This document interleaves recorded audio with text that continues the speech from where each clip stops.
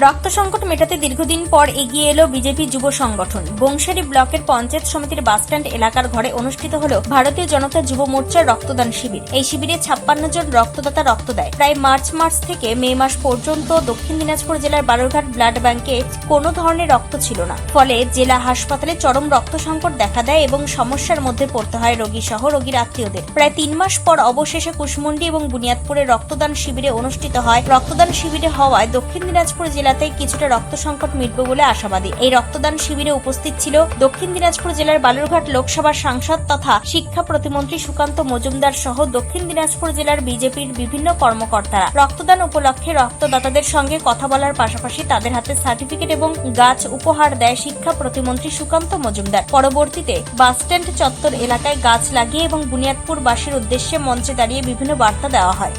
এই বিশেষ দিনে রক্তদান শিবির শুরু করার জন্য এখনো পর্যন্ত আমাদের যুব মোর্চার ভাইদের ঐকান্তিক প্রচেষ্টায় 56 জন পর্যন্ত রক্ত দেওয়া সম্পন্ন হয়েছে। 56 জন রক্ত দিয়েছে, তার মধ্যে বহু মহিলা রক্ত দিয়েছে।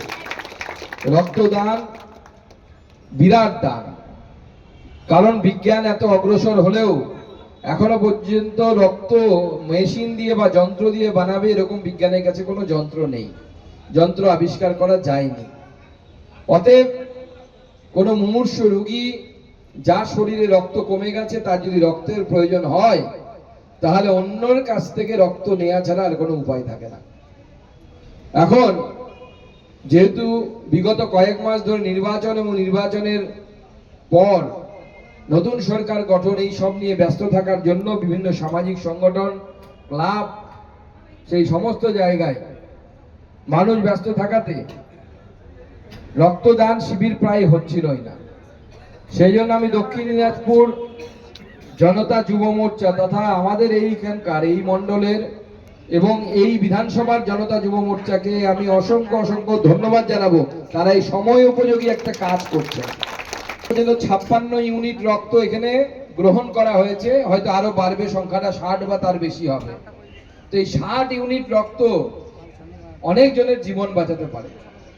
তাই আমি যুব মোর্চাকে বিশেষ করে ধন্যবাদ জানাবো, তাদের ঐকান্তিক প্রচেষ্টা সফল হয়েছে। দক্ষিণ দিনাজপুরের বুনিয়াদপুর থেকে নিজস্ব প্রতিনিধির রিপোর্ট, টাইমস 14 বাংলা। আরো নিত্য নতুন ভিডিও পেতে এবং তথ্য জানতে আমাদের ফেসবুক পেজকে লাইক ও ফলো করে রাখুন। সেই সঙ্গে টাইমস 14 বাংলার ইউটিউব চ্যানেলকে সাবস্ক্রাইব করতে ভুলবেন না।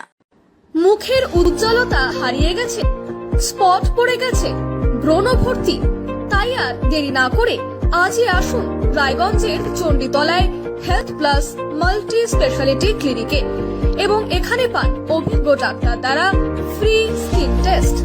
আরো বিস্তারিত জানতে যোগাযোগ করুন 9674895169 এই নম্বরে।